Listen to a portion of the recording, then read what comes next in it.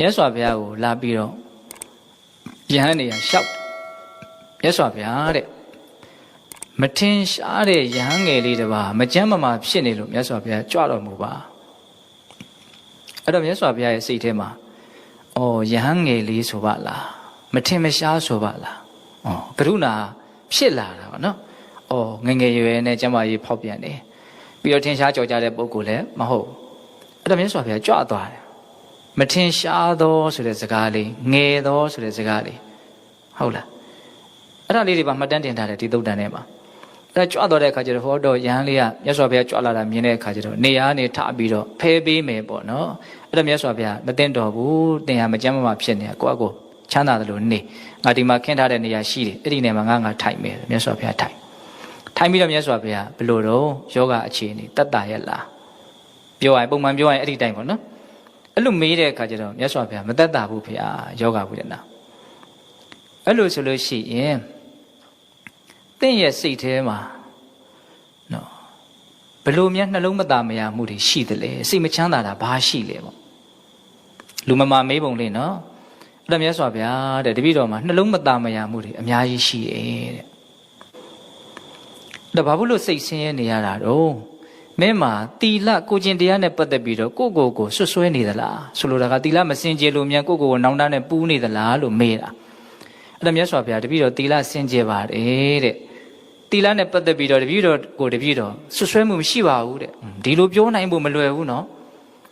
တီလနဲ့ပတ်သက်ပြီးတော့တပည့်တော်ဖြူရှင်တဲ့တန်ရှင်းတယ်တီလဖြူရှင်တန်ရှင်းမှလဲကနေတီလနဲ့ပတ်သက်ပြီးတော့ကိုမဆွမဆွဲဘူးဆိုလို့ရှိရင်ဘာနဲ့ပတ်သက်ပြီးတော့မင်းကစိတ်မချမ်းသာဖြစ်နေရတာတော့အဲ့တော့အဲ့ဒီယဟန်လေးကဘာပြောလို့ဆိုမြတ်စွာဘုရားတဲ့မြတ်စွာဘုရားတရားဟောတာဟာတီလဖြူရှင်ယုံမျှဟောတယ်လို့တပည့်တော်မသိဘူးတဲ့အဲ့တိုင်းပြောရနော်မြတ်စွာဘုရားတရားဟောခဲ့တာတွေကတီလဖြူရှင်ဖို့အတွက်ဟောခဲ့တာလို့တပည့်တော်မသိဘူးတဲ့ဟာအဲ့လိုဆိုရင်ငါတရားဟောခဲ့တာတွေကဘာအတွက်ဟောတာလို့မင်းကသိထားတာတော့အဲ့တော့အဲ့ဒီယဟန်ငယ်လေးကဘာလျှောက်တယ်ထင်တော့မြတ်စွာဘုရားတရားဟောတာတွေဟာယာကကင်းဖို့အတွက်ဟောခဲ့တာလို့တပည့်တော်သိထားတယ်တဲ့ဟောဒီဟာကိုဘုံဘုံကကောင်းကောင်းနားလည်စေခြင်းနော်စောစောကသင်္ညာ12ပါးဘုဇင်9ပါးပွားများတဲ့အခါမှာယောဂပျောက်ဖို့ဆိုတဲ့ရည်ရွယ်ချက်ကလေးနဲ့လောက်ရမှာမဟုတ်မြတ်စွာဘုရားဖြစ်စေခြင်းတာမြတ်စွာဘုရားဟောတဲ့တရားတွေအားလုံးရဲ့အဓိကရည်ရွယ်ချက်ကဘာလဲယာကကင်းဖို့တဲ့အာယုန်ရဲ့ပုံမှာဆွဲမဲ့တဲ့ကာမယာကကာမအာယုန်ရဲ့ပုံမှာဆွဲမဲ့မှုကာမယာကဟုတ်လားဘဝရဲ့ပုံမှာဆွဲမဲ့မှုဘဝယာကဒီလိုယာကဆိုတဲ့ဆွဲမဲ့မှုတွေကင်းဖို့တော့မြတ်စွာဘုရားတရားဟောခဲ့တာလို့တပည့်တော်သိထားတယ်နားလည်ထားတယ်ဗျာတဲ့ဆိုလိုတာသူ့မှာယာကမကင်းသေးတဲ့အတွက်ကြောင့်သူ့စိတ်ထဲမှာယာကကင်းနေတယ်ယောဂလည်းဖြစ်နေတယ်အဲ့ဒါသူစိတ်မချမ်းသာအဲ့တော့မြတ်စွာဘုရားသာဓုခေါ်တယ်ဟုတ်တယ်တဲ့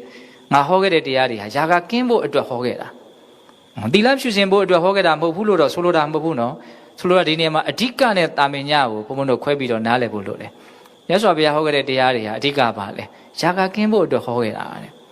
အဲ့ဒါနဲ့မြတ်စွာဘုရားသူ့ကိုမေးတယ်အေးအဲ့လိုဆိုရင်အဲ့ဒီမှာစတရားဟောဒီမျက်စိဆိုတဲ့သဘောတရားသိတယ်ဆိုတာကိုယ်ခန္ဓာကိုယ်ကြီးအကြောင်းကိုသိတာကိုပြောတာနော်အဲ့တော့ခန္ဓာကိုယ်ကြီးအကြောင်းကိုစပြီးတော့မြတ်စွာဘုရားဝေဖန်တာမျက်စိနာနာလျှာကိုယ်စိတ်ဆိုတဲ့ဒီအာယတနာ6ပါးအစု6စုကနေအဲ့ဒီရှုတော့ကနေချင်းကပ်ပြီးတော့ဝေဖန်ပါခန္ဓာ၅ပါးရှုတော့ကဝေဖန်တာလည်းရှိတယ်နော်ရုပ်ဝေဒနာသင်ညာသင်္ခါရဝိညာဉ်ဟုတ်လားအခုကပါတော့မျက်စိနာနာလျှာကိုယ်စိတ်ဒါလည်းပဲအစုအဝေးကြီးပဲတစ်ခုတော့6ခုဟုတ်လားအဲ့ဒီမှာမျက်စိကစပြီးတော့မေးတယ်နော်စက္ကုံဝါနေစက္ကုံနေဆံဝါအာနေဆံဝါဒီအာနေဆံဗန်ဒီချောင်းကုန်နော်ဒီစကားလေးတွေအနတ္တလက္ခဏာသုံးပါမျက်စိကမြဲတဲ့တရားလားမမြဲတဲ့တရားလားလို့မမြဲပါဘူးဖေဟာဟောယမနာနေဆံဒုက္ခဝါတန်ဒုက္ခဝါဒီဒုက္ခဗန်ဒီဟောမမြဲတဲ့တရားဆင်းရဲလားချမ်းသာလားတခုချင်းစစ်တယ်နော်မြတ်စွာဘုရားမမြဲဘူးဆိုမှတော့ဒါအကောင်းမဟုတ်ဘူးပေါ့နော်ဆင်းရဲတယ်ပေါ့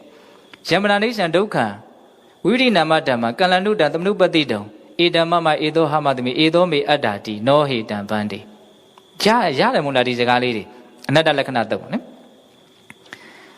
မမြဲသောဆင်းရဲသောဖောက်လွဲဖောက်ပြန်ဖြစ်တတ်သောဒီမျက်စိကိုဒါဟာငါပဲဒါဟာငါဥစ္စာပဲဒါဟာငါအတ္တပဲလို့လွယ်မမှတ်ယူခြင်းကတင့်မမလားတဲ့မတင့်ပါဘူးပေါ့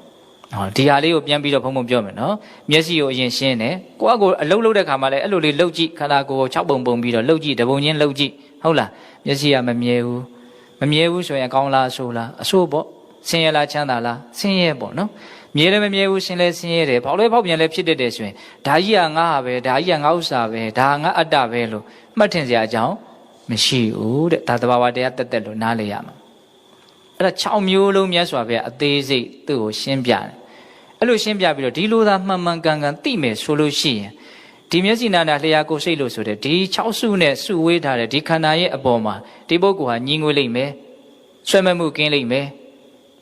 လူရင်းပြောရရင်မဉ္ဇဉ်ဖုန်ညာရမယ်နောက်ဆုံးရဟန္တာဖြစ်ပြီးတော့ငါလွတ်မြောက်သွားပြီနောက်ထပ်လှုပ်ရှားအလုပ်မရှိတော့ဘူးဟောဒီထိသူဟာဆက်ရောက်သွားလိမ့်မယ်ပေါ့နော်အဲ့ဒါလိုလဲဟောလိုက်ရောအဲ့ဒီယဟန်တော်လေးကသောတပတိမဉ္ဇဉ်ဆိုတဲ့ဉာဏ်အလင်းတက်ကိုရတယ်တဲ့ယောဂလည်းပျောက်သွားပုံရပါတယ်ဟုတ်လားဒါဘုံဘုံတို့ပထမကိလနာတုတ်တံပေါ့နော်နောက်ဒုတိယကိလနာတုတ်တံကြတော့သူကအဲ့လိုပဲယဟန်ငယ်လေးတစ်ပါးပဲအတူတူပဲပုံစံတူကလေးပေါ့အဲ့ဒါမြတ်စွာဘုရားမထင်ရှားတဲ့ယဟန်ငယ်လေးတစ်ပါးမကျမ်းမာဖြစ်တယ်လက်ပင်တော့ကြွသွားတယ်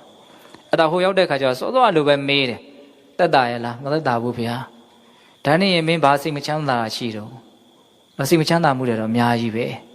ဘာလို့စိတ်မချမ်းသာတာတော့သီလပျက်စီးလို့လားသီလနဲ့ပတ်သက်ပြီးတော့ကိုယ့်ကိုဆွဆွဲနေလားမဟုတ်ဘူးဟာအဲ့လိုဆိုရင်ဘာကြောင့်တော့ဟောအဲ့ဒီမှာ तू ပြောတာလေးနည်းနည်းကွဲလွဲမှုရှိစောစောယဟန်လေးကတော့မြတ်စွာဘုရားတရားဟောတာဟာယာကကင်းဖို့အတွက်ဟောတာလို့တပည့်တော်သိထားတယ်လို့ပြောခဲ့တာနော်